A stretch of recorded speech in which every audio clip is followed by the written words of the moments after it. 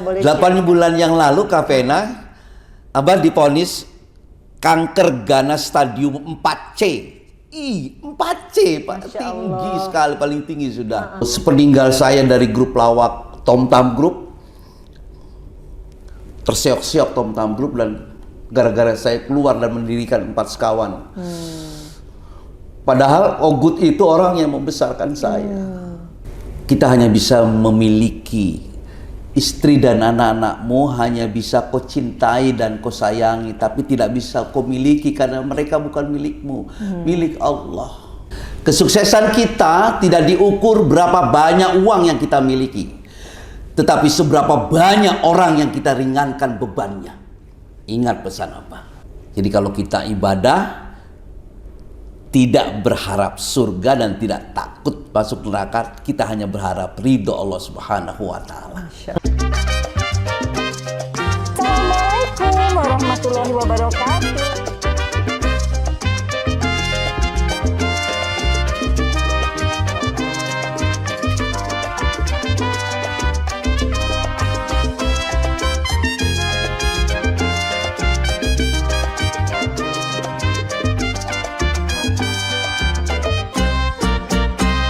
Assalamualaikum warahmatullahi wabarakatuh.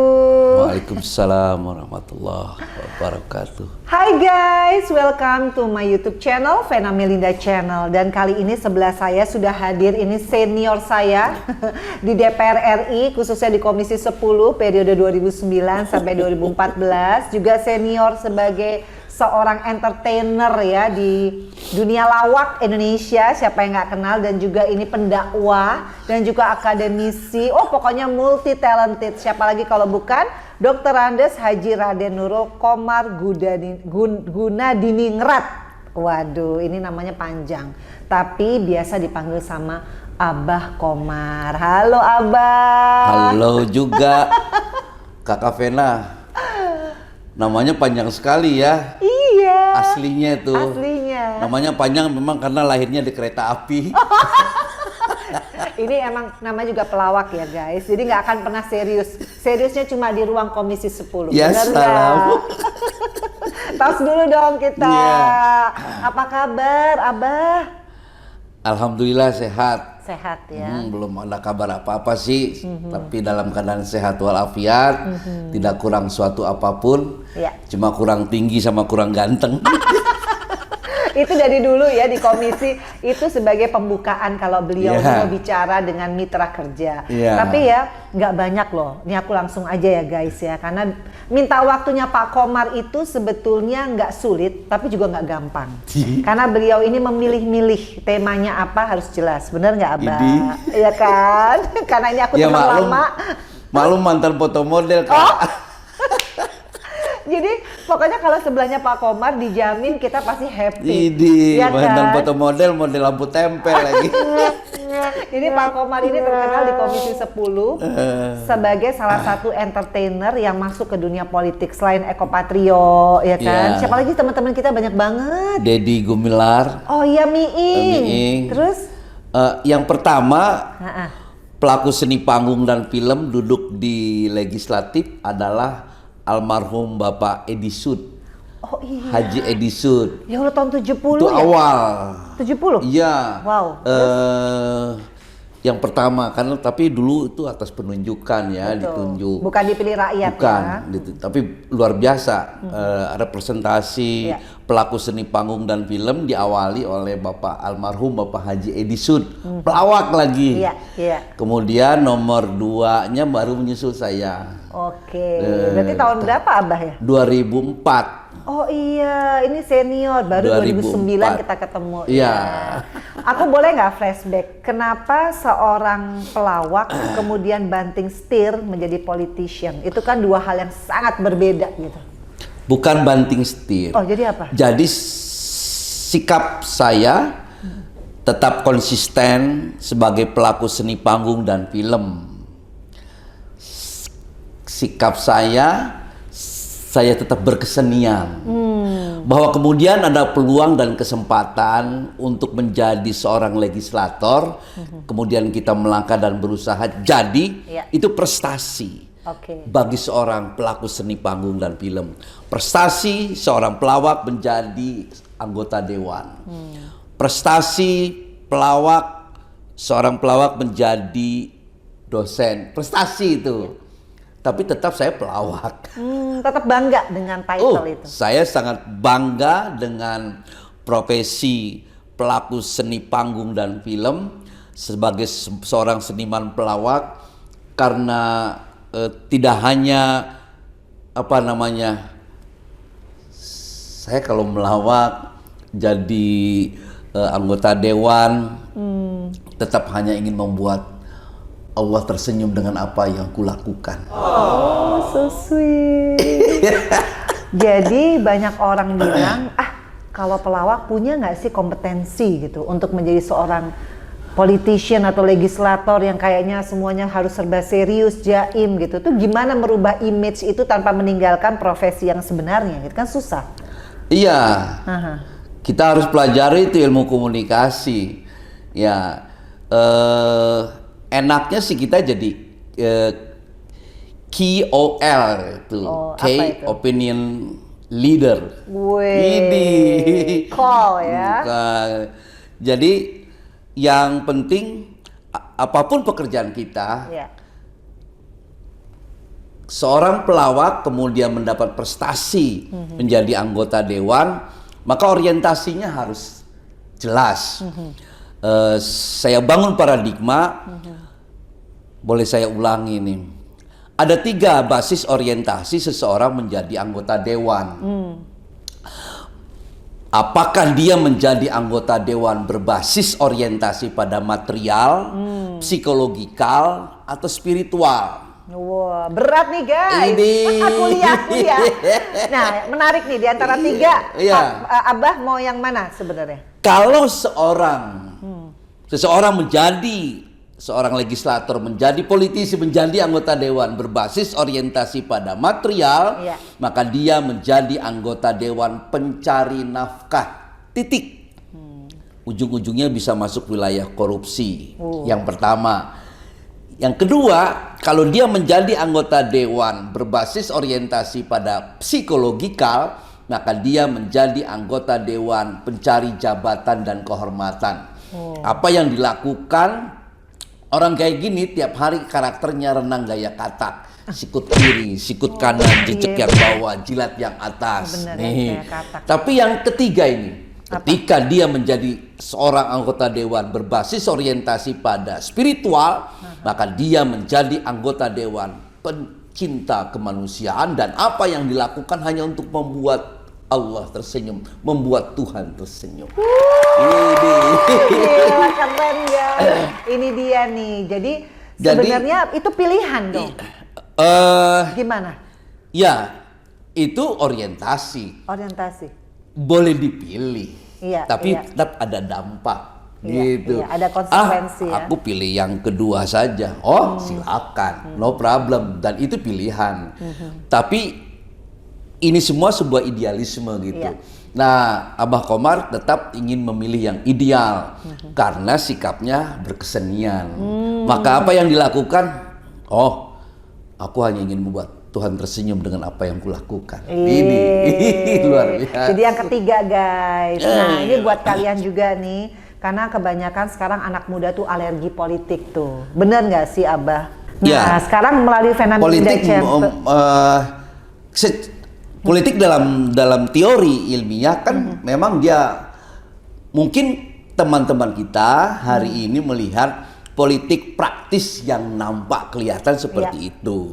Sebenarnya politik itu kan sebenarnya sangat komprehensif pengertian politik itu. Luas ya. Luas sekali. Hidup ini perlu memiliki politik. Betul. Gitu. Profesi apapun. Dagang, ada politik dagang untuk sukses. Ibu rumah tangga juga kan? Politik ibu rumah tangga supaya sukses berumah tangga ada. Gitu. Jadi politik itu sebenarnya ada dalam setiap aspek kehidupan guys. Betul. Nah yang aku maksud adalah kan Abah nih sharing dulu nih. Karena tadi kan temanya bagaimana seorang pelawak itu bisa bermetamorfosis sebagai itu tadi politisi. Dan ini politisinya dibawakan dengan gaya tersendiri kan aku bilang, tanpa menghilangkan ciri khas dari Abah Komar gitu.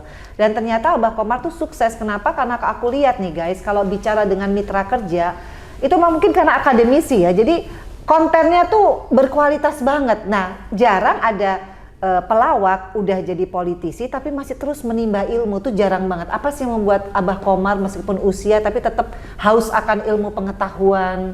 Itu kenapa Abah? Ya kan selalu bergerak kehidupan ini.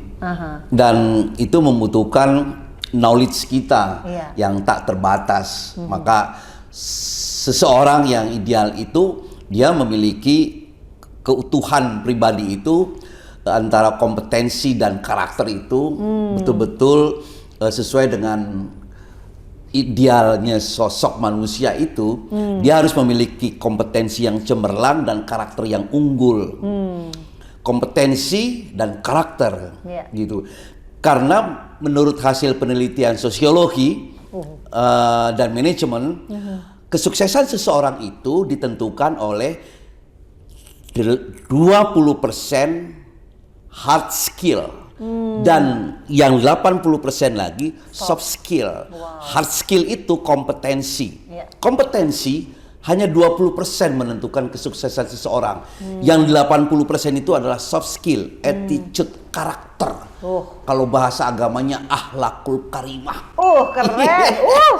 Bener, setuju guys. Jadi orang itu intinya bisa eksis di mana aja asal terus mengasah soft skill-nya itu tadi ya? Iya, hard skill hanya 20%. Jadi packaging, ganteng, populer, apa tuh hanya 20%? Iya, 20%. Contoh, saya mohon maaf gitu. Ada Bapak Presiden kita tempo hari memberikan kepercayaan kepada seseorang dan berjenis kelamin perempuan kebetulan untuk ditaruh di satu kementerian. Dia memimpin kementerian yang bertanggung jawab pada kelautan, perikanan. Kita tahu semua beliau kualifikasi akademiknya. Ibu Susi ya. Iya. Tetapi school of life yang dia jalankan membentuk seorang pribadi, Susi Pujastuti menjadi seorang Wonder Woman. Dia memiliki karakter, memiliki entrepreneur yang tinggi, sehingga dia menguasai apa yang secara kualifikasi akademik kan, jadi cuma 20% kompetensi, tapi karakter yang menentukan, gitu. Jadi soft skill. Ini kuliah pertama ya guys ya. Jadi kalau ngobrol sama beliau ini, don't worry be happy, karena kayak Doraemon ya.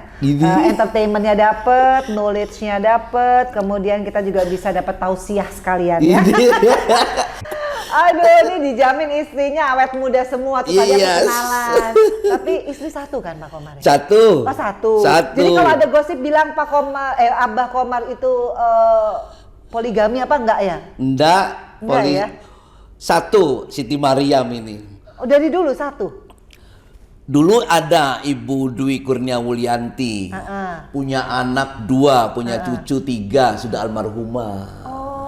Iya, betul, dilanjutkan oleh Ibu Siti Mariam, punya anak 3. Jadi anak saya 5 sekarang, cucunya 3. Wah, jadi mohon maaf ini gosipnya tidak benar, Anda tidak benar. Tetap Abah Komar itu adalah penyayang istri, suami yang soleh. Amin. Nah, ini bagi-bagi tipsnya nih. Aku kan dengar Abah kemarin baru sembuh ya dari sakit. Tapi ternyata pas aku lihat wujud aslinya nih guys, ini kayaknya nggak pernah sakit, kayak nggak pernah ada masalah sama sekali.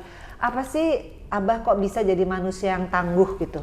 Menghadapi segala cuaca kehidupan ya, yang up and down ini gimana sih Abah? Boleh 8 bulan yang lalu Kak Vena, Abah divonis kanker ganas stadium 4C. 4C Pak, tinggi sekali, paling tinggi sudah.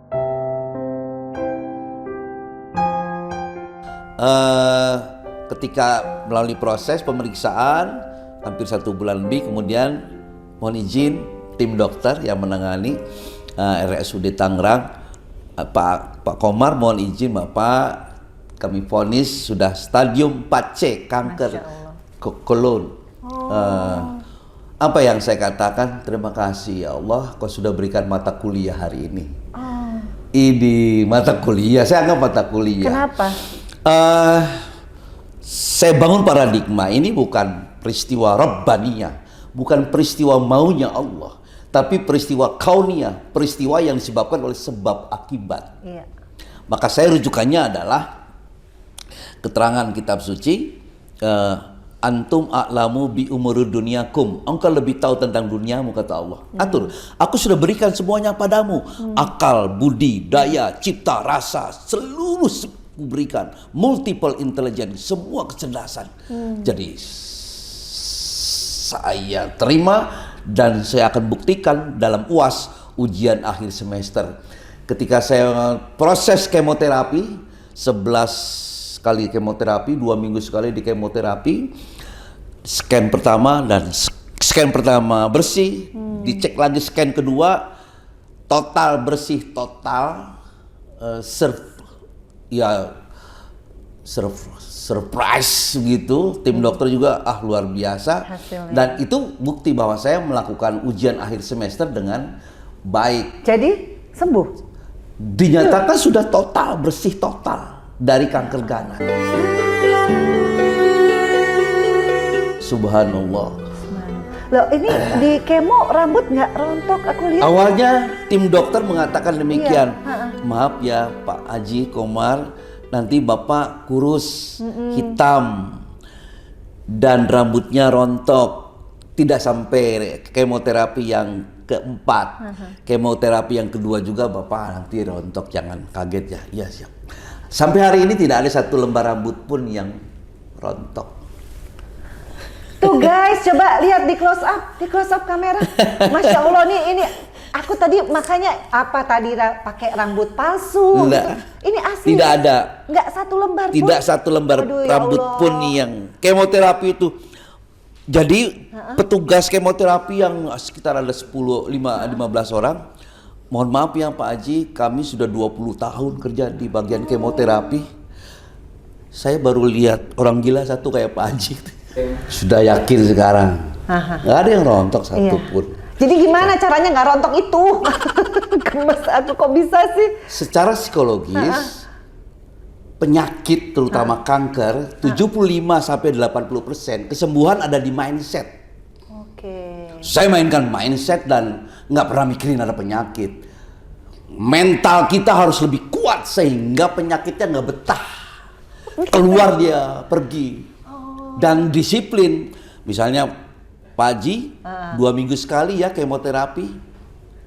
Jangan telat. Ketika dia mau hidup, kata tim dokter tuh sel kankernya, ketika mau hidup 2 minggu lagi. Karena ada juga penderita kanker yang mestinya 2 minggu dia kemoterapi, delay 3 minggu baru datang, minggu ketiga baru datang, sebulan baru datang. Itu yang mempengaruhi, membiarkan sel kankernya hidup dan berkembang. Ya siapa sih yang mau kemo sakit? 2 malam 3 hari gini. Teman-teman saya tuh banyak. Jangan terpuruk mentalnya. Oke. Jangan melamun. Kemoterapi bergembiralah. Akan kemo terpuruk mentalnya. Dirasakan baperan yang dipikirin. Akhirnya mual, nggak bisa makan. Ada teman kemoterapi minggu pertama bersama, minggu kedua, minggu ketiganya, minggu keempatnya udah nggak ada dia. Saya tanya, dokter tuh bapak mana yang gede itu? Mati Pak Komar.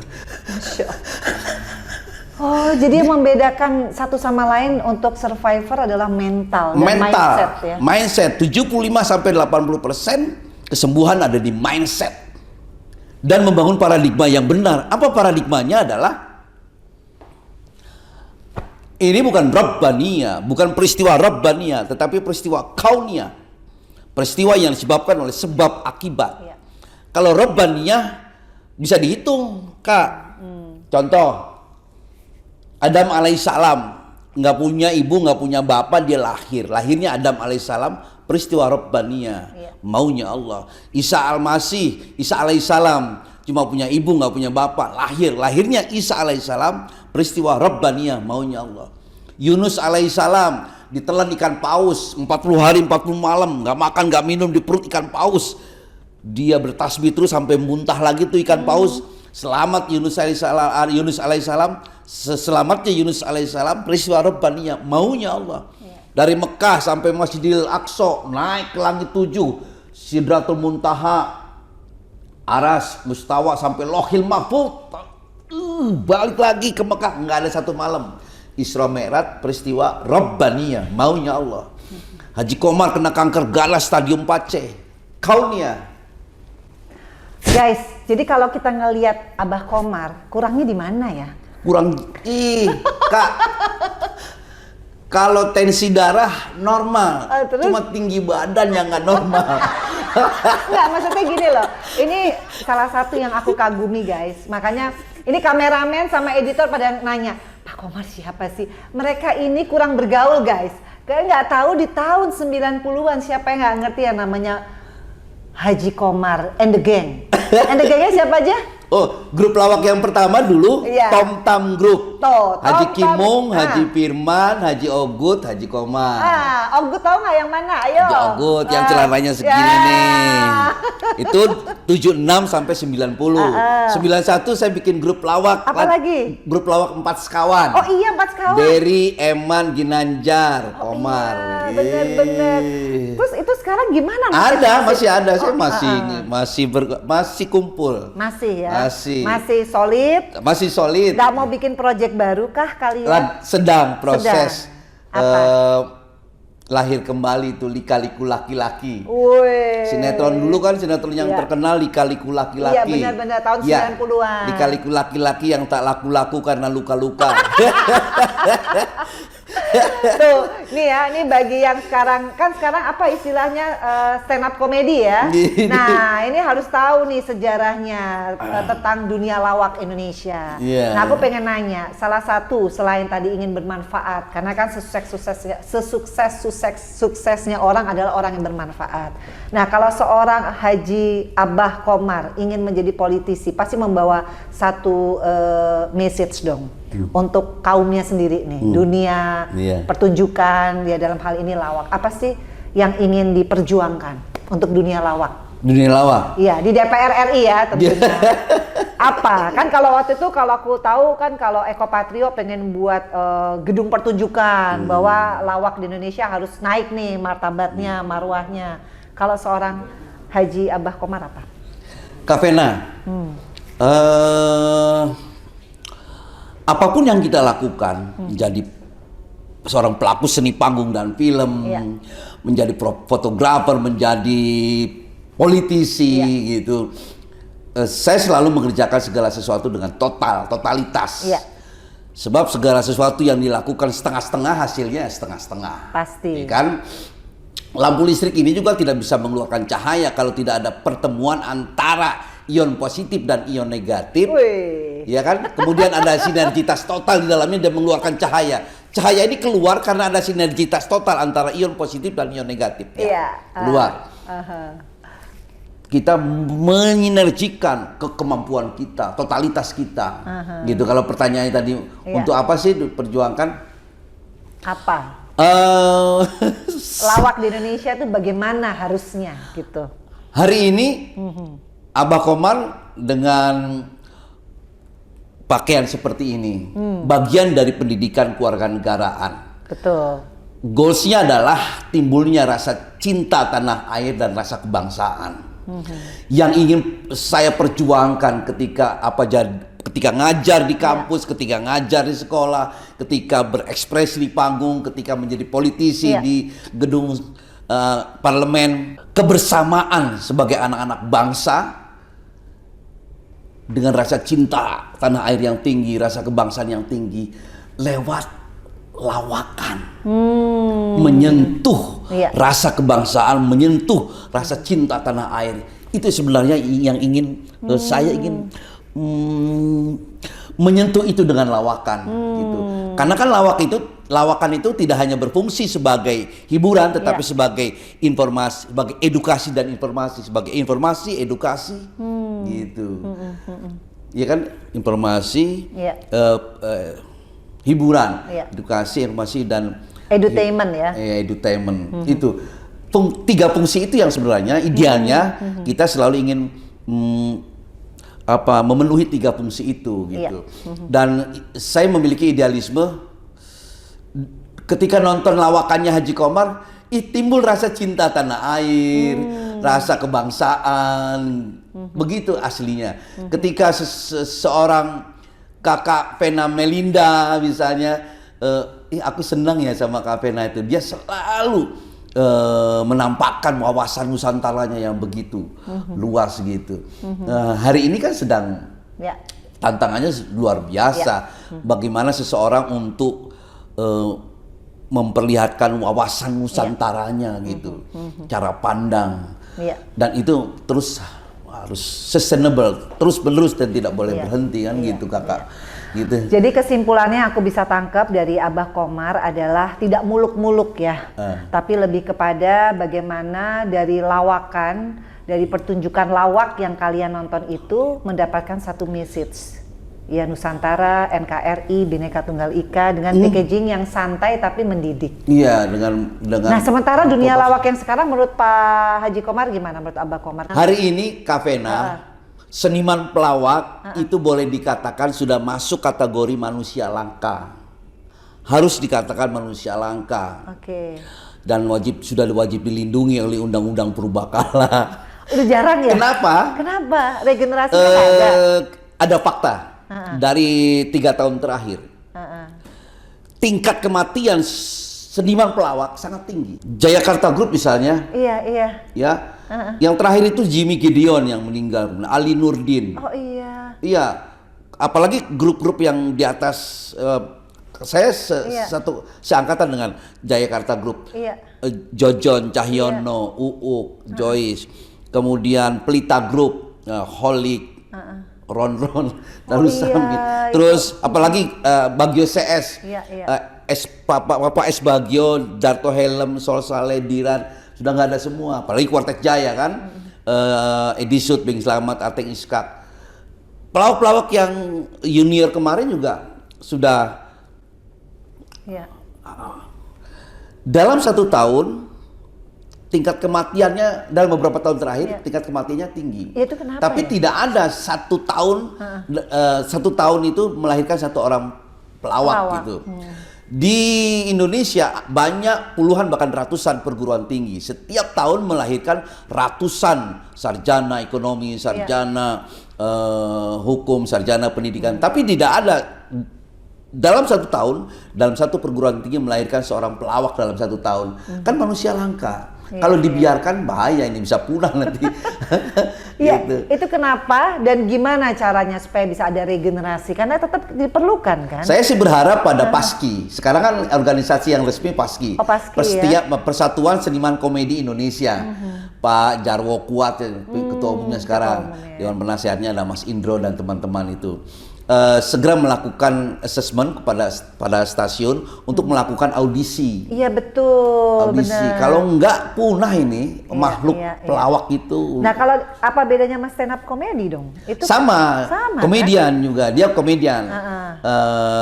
Sama, cuma kemampuan melawaknya ada di verbal rata-rata. Oh, jadi sebetulnya seniman pelawak itu kan utuh dia. Oh gitu ya. Jadi ada pelawak yang dominan cerdasnya di verbal, kemampuan verbalnya tinggi. Dia memiliki linguistic intelligence yang tinggi. Kemampuannya di verbal. Pelawaknya bermain dengan kata-kata.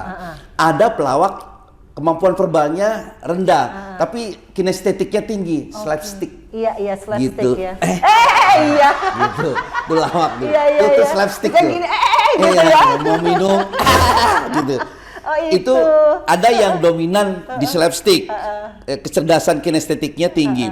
Ada yang satu dia tidak mampu slapstick. Kinestetiknya rendah, tapi dia punya kemampuan kecerdasan linguistiknya, verbalnya tinggi.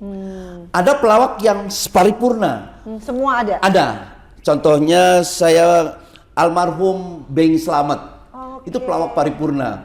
Suaranya bagus, kinestetiknya tinggi, kecerdasan kinestetiknya luar biasa, kecerdasan verbalnya juga luar biasa. Itu pelawak paripurna itu. Nyanyinya enak. Mukanya gitu. ganteng. Main musiknya juga. Kalau main gitar itu jarinya kayak kepiting. Itu Beng Slamet itu. Luar biasa. Indonesia membutuhkan figur-figur seniman pelawak seperti Beng Slamet. Pak S. Bagio almarhum juga kemampuan kinestetiknya tinggi. Mimiknya lucu. Verbalnya juga kuat gitu. Jadi intinya selain tadi ada audisi, kan kita tahu sekarang Audisi. banyak banget ya TV-TV swasta gitu ya. Di luar itu kalau perlu nggak sih lawak itu kayak misalkan pekerja seni yang lain gitu, harus ada pendidikan formalnya gitu. Perlu nggak gitu? Sebuah keniscayaan. Oh, keniscayaan. Misalkan ada universitasnya. Kalau sekarang kan ada di bagian dari teater. Oh, dia masih bagian dari teater. Misalnya di sebuah institut misalnya ada fakultas, ada jurusan teater, di situ adanya. Oh, tidak khusus lawak gitu ya, tidak ya? Sebuah keniscayaan satu ketika ada jurusan seni pantomim itu kan juga bagian dari kemampuan melawak gitu. Wow. Fakultas satu waktu ketika kita sepakat teman-teman seniman dan teman-teman akademisi bersatu kemudian membuat sebuah kurikulum untuk mendesain sebuah kurikulum yang goalsnya adalah terciptanya manusia-manusia yang kemampuan melawaknya tinggi. Bisa. Karena kan sekarang dunia lawak juga kepake banget ya, bukan hanya di tempat-tempat yang istilahnya di tingkat kecamatan atau tingkat kabupaten, kan banyak di panggung-panggung yang mewah juga lawak kan tetap menjadi satu daya tarik kan dalam sebuah show gitu ya. Nah tadi aku pertanyaannya belum dijawab sama Abah Komar adalah waktu di Komisi 10 nggak ada keinginan, kan kita berhubungan dengan Kementerian Pendidikan pada saat itu gitu untuk ya tadi itu impiannya Pak Komar akan menjadi kenyataan pada saat itu. Sejak 2006 saya dipercaya menjadi duta aksara nasional. Iya, aku ingat banget ya tuh. Kan? Kita terjun ke daerah-daerah. Iya. Buat saya itu sekaligus saya sinergikan antara saya sebagai duta, kemudian turun ke masyarakat, bagaimana kita mengguide sebagai guidance teman-teman yang buta aksara waktu itu, saudara-saudara kita. Kan daerah pantai waktu itu sangat tinggi. Tingkat buta hurufnya ya? Buta aksaranya. Dan saya sambil melawak kan. Sambil melawak. Jadi sosialisasinya tetap Iya, ya? sambil melawak gitu. Mereka juga kenal Haji Komar sebagai pelawak, bukan sebagai politisi. Bukan, iya. Dan saya merasa belum dicabut tuh duta aksaranya. Saya merasa hari ini juga saya masih selamanya ya guys duta ya. aksara nasional. Wow. Jadi guys, intinya kalau ngobrol sama Abah Komar ini, aku bilang tadi kan paket lengkap ya. Jadi intinya tidak pernah mati gaya, tidak pernah mati semangat. Tapi aku pengen tahu ya, di balik tertawanya, bahagianya Haji Komar, ada nggak sih satu peristiwa yang membuat drop banget gitu? Seorang Abah Komar ngebuat kayaknya aduh udah depresi atau waduh ini udah kayak titik terendah lah dari seorang Haji Komar, ada nggak? Ada. Apa? Kan kalau sakit lewat, kanker, apa yang membuat drop banget secara mental ya? Oh, mental sih enggak. Saya cuma sedih aja. Sedih dan kecewa dan kemudian saya hampiri sejumlah teman-teman. Apa itu? Sepanjang menjadi anggota DPR RI, pejabat tinggi negara, walaupun badan saya nggak tinggi, gitu. Ada orang-orang yang pernah membesarkan saya, gitu. Dan Saya sekolah dari mulai sekolah dasar, SMP, SPG, dan di beberapa, di 1, 2, 3 perguruan tinggi. Sampai teman-teman SD dan SMP juga kemarin ketemu, kenapa kalian nggak ingatkan saya? Saya sedih, tidak banyak yang saya lakukan ketika menjadi anggota Komisi 10 DPR RI kepada bekas sekolah SD saya, bekas sekolah SMP saya. Sepeninggal saya dari grup lawak Tom Tam Group, terseok-seok Tom Tam Group, dan gara-gara saya keluar dan mendirikan 4 Sekawan. Padahal Ogut itu orang yang membesarkan saya. Dari mulai saya tahun 76 dipungut oleh Ogut, mendirikan grup lawak Tom Tam Group, dan saya meninggalkan. Jadi nggak ada yang mengingatkan saya, gitu. Saya sedih, sepeninggal dari Tom Tam Group. Saya sedih juga sepeninggal saya dari 4 Sekawan, terseok-seok karena kita sibuk di Dewan gitu. Hari ini sudah dalam rangka membangun kembali semangat itu, semangat berkesenian. Jadi dengan 4 Sekawan saya sekarang lebih banyak komunikasi untuk membangun semangat berkesenian kembali, gitu. Jadi itu yang disesali. Saya sedih kalau itu, karena itu perjalanan kan, ya perjalanan. Kalau untuk hal-hal yang menjadi sangat terpukul saya dibesarkan oleh orang tua saya dalam suasana sofistik,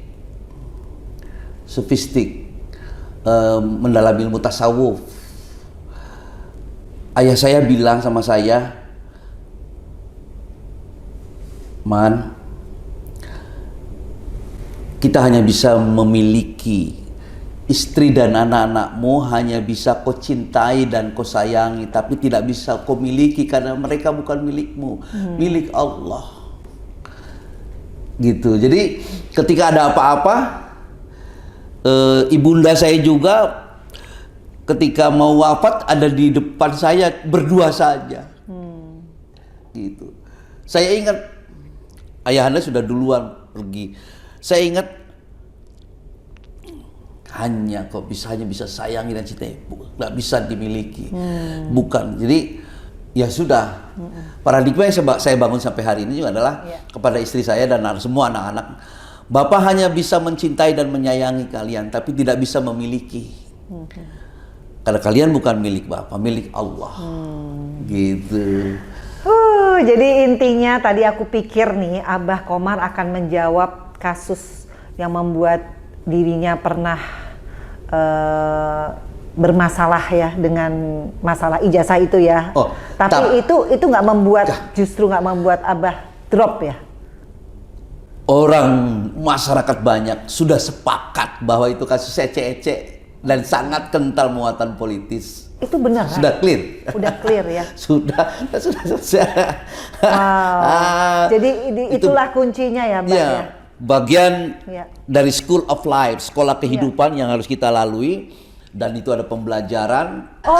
Oke. Jadi aku dapat poinnya guys, bahwa di sini justru Abah Komar itu merasa sangat drop kalau melupakan jasa. Iya, orang-orang yang pernah membesarkan dan mencintai. Iya, dan Abah orang Komar. membesar itu saya lupa dia juga enggak mau karena nggak mau merepotkan. Iya kali. gitu. Kalau soal itu sudah bagian jadi pembelajaran. Orang tua saya bilang kalau kamu aktif masuk dunia politik, kamu harus menguasai dan mempraktekkan ilmu rawa rontek. Apa itu? Ilmu rawa rontek itu kalau dibunuh dibunuh, mati, hidup lagi, dibunuh, mati, hidup lagi. Jadi politisi sejati itu adalah sosok yang bisa mati berkali-kali dan hidup berkali-kali, nggak pernah mati. Keren. Gitu. Tuh, nih ya buat kalian ya guys yang nonton Vena Melinda Channel, ini omongan Abah Komar ini banyak sekali nilai-nilainya ya. Jadi kalian nih kalau nonton jangan di skip ya, termasuk iklannya juga jangan di skip karena ini harus nonton runut ya. Perjalanan Haji Komar tuh luar biasa ya. Jadi apa cita-cita yang belum kesampaian? Karena kan kalau aku lihat udah firm banget ya sebagai umatnya Allah, sebagai manusia, sebagai bapak, sebagai suami, semua bisa firm. Semua dimaknai dengan kelegoan hati lah kalau orang Jawa bilang. Yang belum kesampaian apa? Saya sedang mendalami satu knowledge pengetahuan para pendahulu Nusantara, begitu. Saya mendengar ada Prabu Siliwangi, dulu Moksa, terus ada beberapa tokoh Gajah Mada misalnya juga Moksa gitu. Saya sedang mendalami dan meneliti gitu. Ilmunya apa ini kok? Orang-orang itu. Dan ada beberapa misalnya Nabi Khidir itu tidak ada kuburannya, dia Moksa. Wah, kalau tidak ada kuburannya Moksa itu. Wah, ini kelas tinggi guys. Jadi terus nih, dalam hari-hari terakhir ini anak saya yang paling kecil, cucu saya yang paling besar itu SMP. Tapi anak saya yang bungsu perempuan baru 6 tahun sekarang. Oh, seanakku dong, Fania. Ya, oh. mau 7 tahun, Iya, SD iya. kelas 1. Ya. Setiap malam saya berbicara dengan Allah, ya Allah, hamba mohon ridhomu, hamba ingin melihat anak ini menikahkan cucunya. Wah, jadi harus panjang umur dong. Selalu saya ucapkan itu. Oh, itu harapan. Berikan kesempatan, hamba ingin melihat Nurhaliza menikahkan cucunya. Wow, jadi umurnya mau berapa tahun? Nggak ngerti, pokoknya itu saya nggak bodo amat. Cuma saya mintanya itu. Bodo amat lagi ya guys.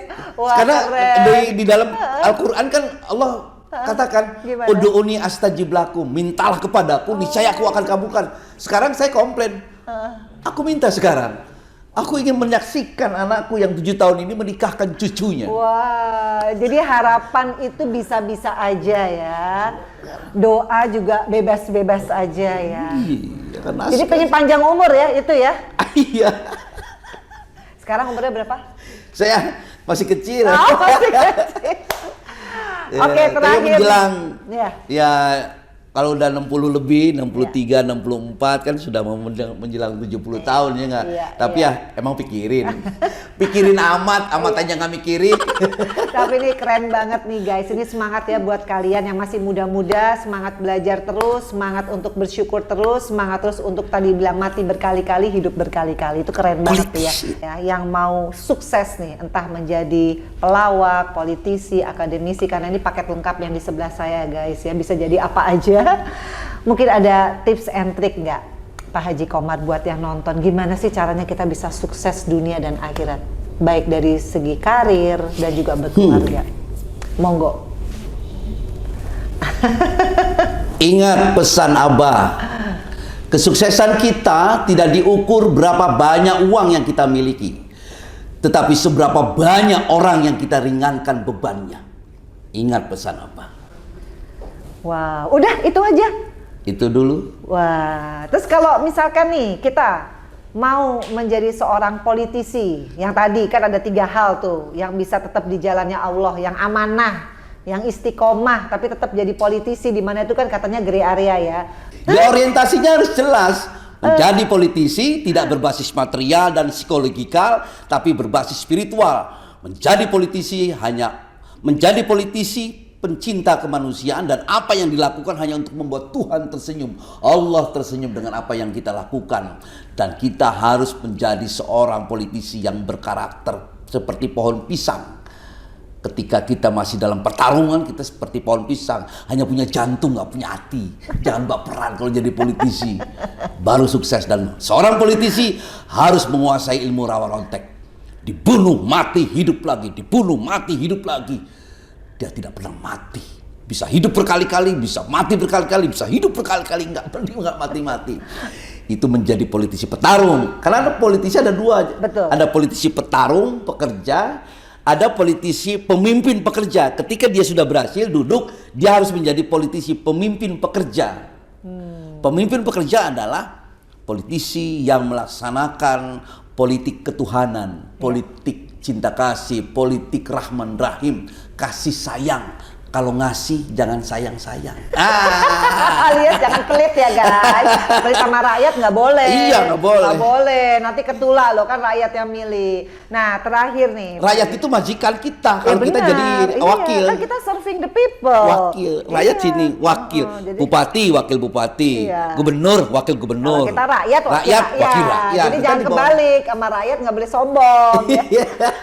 Oke Pak Haji Komar, terima kasih banget waktunya. Tapi sekali lagi mungkin ada ucapan bagi keluarga ya, terutama istri tercinta sama anak-anak. Tentunya kan kalau jejak digital ini kan nggak bisa dihapus. Iya. Orang yang nggak ada, tapi kan petuahnya masih bisa ditonton nanti kan di tahun-tahun kemudian. Ada nggak yang ingin diucapkan untuk istri tercinta, untuk anak-anak tercinta? Monggo. Seru ya. Seru. Untuk istri Abah Hajah Siti Maryam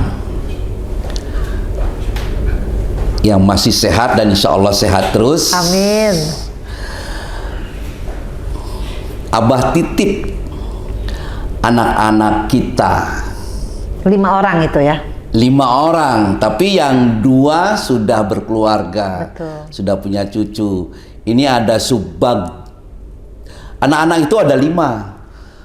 Arya Bahu Pringga, dia sarjana ekonomi UI. Wow. Sudah punya anak 1. Dimas Sufi Abiasa, dia sarjana seni dari UPH. Sudah punya istri dan sudah punya anak 2. Subagja Salim, dia sarjana komunikasi Unisba Bandung, sedang sidang skripsi. Kemudian Raharja Adiwijaya, dia sekarang akan kuliah setelah lulus dari SMK Cakrabuana jurusan perfilman. Sekarang ambil perfilman ya. Wow. Muhammad Raharja Adiwijaya dan Fadilah Rafifa Nurhaliza yang baru mau kelas 1 SD.